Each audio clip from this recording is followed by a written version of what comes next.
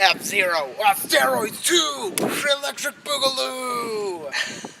Welcome to Racing RMX. Yeah, so LGO 199, so close to 200, so close to ukulele. Literally the lizard. 200th ukulele. Yes, next week. Yes, it should be a lot of fun. It's a rare game that's not made by Rare, but by former Rare.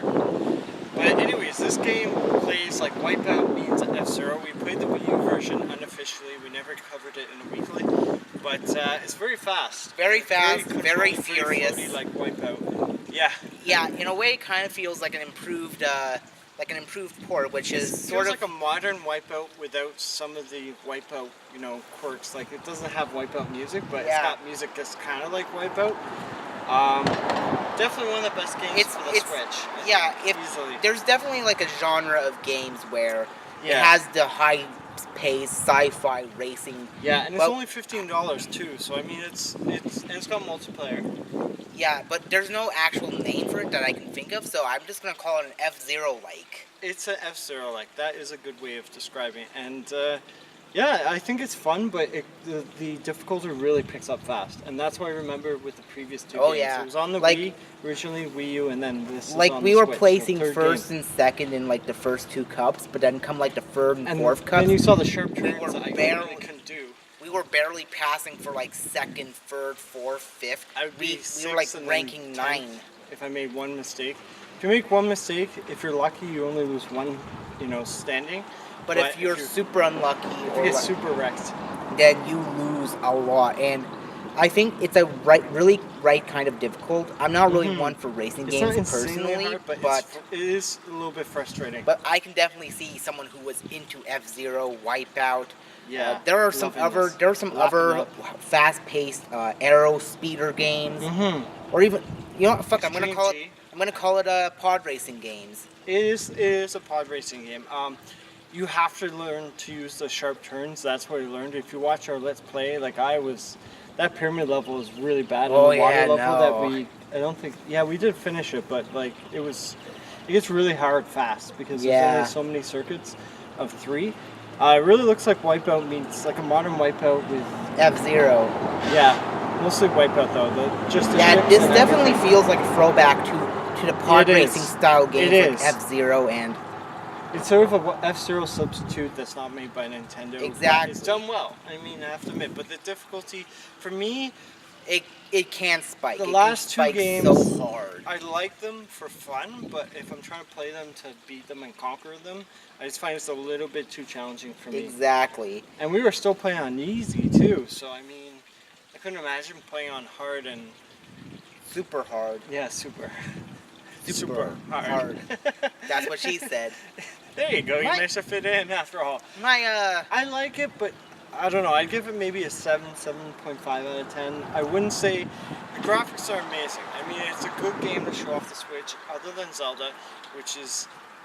You said it was like one of the top 3 games that. I think it is one of the best games for the Switch. Like it's definitely for just playing. Just from the graphics alone and the sheer blast processing of the game. Yeah, blast processing. That's what I call like when games have to process stuff super fast. Blast processing. Yeah, definitely, I agree. And there's other games, there's Bomberman, but I found this game to be one of the top. It's more fun. Like if you're playing on your own, I can play this on my own. But a lot of games I can't. So I mean, I give it kudos for that. But my personal opinion on the game. I'm not really into racing games. I'm not really either. I mean, I can play futuristic ones usually. I can't play like NASCAR because I find it's too close to like real life. Or like any of the Forza games or like. Yeah, exactly. It's just too realistic, too simulated. Not enough. Yeah, I mean, like if I were to play a racing game, it would definitely be like one of those no holds barred, beat 'em up sort of. Or Mario Kart. Like throwing turtle shells or shooting with machine guns, more akin to like Twisted Metal than Mario Kart. Yeah, exactly. Or than real life or not. But if you are a fan of like pod racing games like F-Zero, Star Wars Episode 1, this is a good game that will last you until like graceful explosion machine. Yeah, this would definitely. It's a different kind of fun. I find that's more intense. This is more twitch, like, oh, I gotta dodge suddenly, because they don't give you a heads up. Like, that's one thing. Like a lot of racing games, they give you a heads up, like you gotta turn left, right. This game does not do that, so it's a bit more for a little more difficult player. for you. Yeah, they make it more challenging. You know, you have to know the tracks, and that's the same way the first two games were as well. So. Yeah, difficulty spike, you have to watch out for that. But if you like a challenge, and if you want to shell out money to something that's not Nintendo, this is definitely the way to go. Yes, the Nintendo gods. Yeah, that's pretty much it. I mean, the music's pretty good, but it's kind of, it's not memorable for me. And the sounds were okay, but yeah, I think it's a good substitute, but I think it's tied over to the real thing, like an F-Zero or something else down the pipes that we don't know about yet. Yeah, cross your fingers though. Yeah. There may be a chance that there's going to be an F-Zero Zeros or an F-Zero ever M. 007.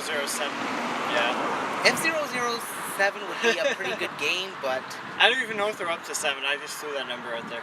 But yeah, that's all I've got. I don't think there's really much else. There's nothing. Controls are kind of floaty, but it depends on the. Well, yeah, because it's a pod racing game. Yeah, exactly. Like this is pod racing. Pod racing. So, I got nothing else. I think we've blabbed for a while. I actually have one. I actually do have one thing. Final thing. Okay. So, they call someone who's good at piano a pianist, but how come they don't call someone who's good at racing a racist? I think there's a reason, and I think you might know. a very good racist? Is that? Yeah. That's just wrong. That's all what right. she said. If you know the answer, let us know. In the comments below, be sure to like, comment, and subscribe. And if we get 10,000 likes, we'll get a fidget spinner. Yeah, and we'll spin it on live. Well, sort of live. Yeah, and Yeah. we'd use a fidget spinner simulator. Yeah, we'll get a Mario fidget spinner or something, or a high roll one.